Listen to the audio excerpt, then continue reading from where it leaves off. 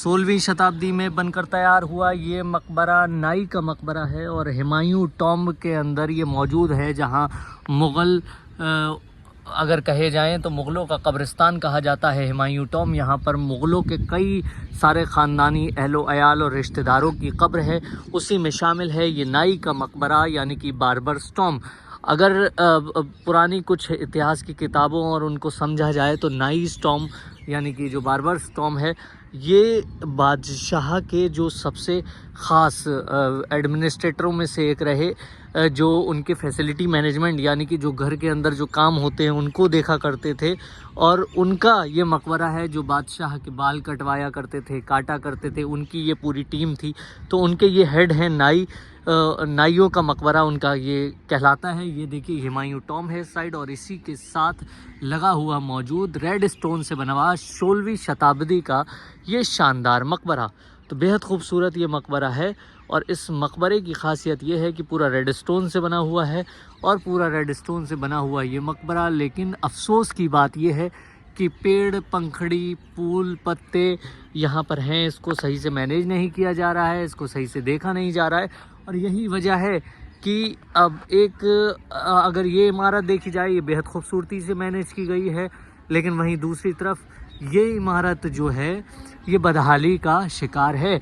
यहाँ पर कई सारी घास फूस, घास पत्तियाँ आपको देखने को मिलेंगी। देखिए ऊपर देख किस तरह से पीपल के पेड़ जमाए हैं, किस तरह से यहाँ घास जमाई है। अलग अलग तरीक़ों से अगर आप इस इलाके में पूरा देखें तो ये पूरा इस तरह से, एक तरह से पूरा ये स्ट्रक्चर जो है वो डिज़ाइन हुआ, लेकिन उसके बावजूद इस पूरी इमारत की देखभाल नहीं हो पा रही है, जिसकी वजह ये है कि ये पूरा स्ट्रक्चर बदहाली का शिकार है।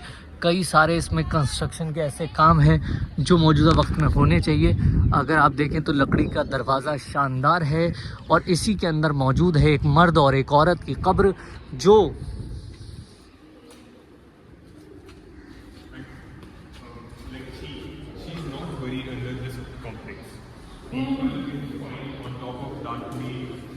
तो ये अंदर से आपको पूरे इस मकबरे के स्ट्रक्चर को दिखाते हैं।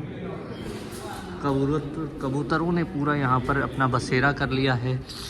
ये गंदगी आप उसी की देख रहे हैं, और पूरे बसेरे के बाद से हमारे साथ एक गाइड है, पता करते हैं।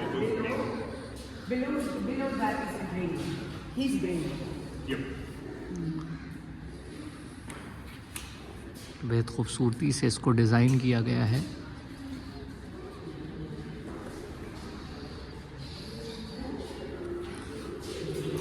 I think he was the barber of that Mughal emperor ना। हाँ,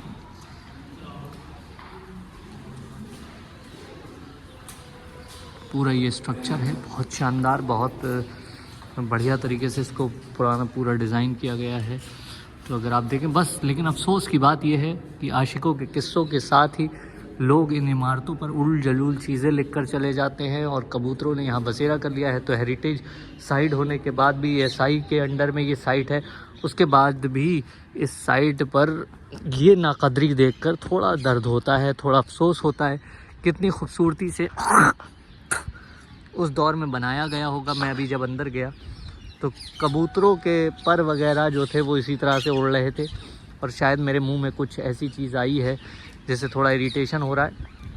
फ़िलहाल ये देखिए, अफसोस, इन खूबसूरत इमारतों का कोई अब देखभाल करने वाला ऐसा एएसआई को इंतज़ाम करना चाहिए जिससे इन इमारतों को भी अभी संभाला जा सके, ताकि ये आने वाली नस्लों के लिए एक इबारत हो सके।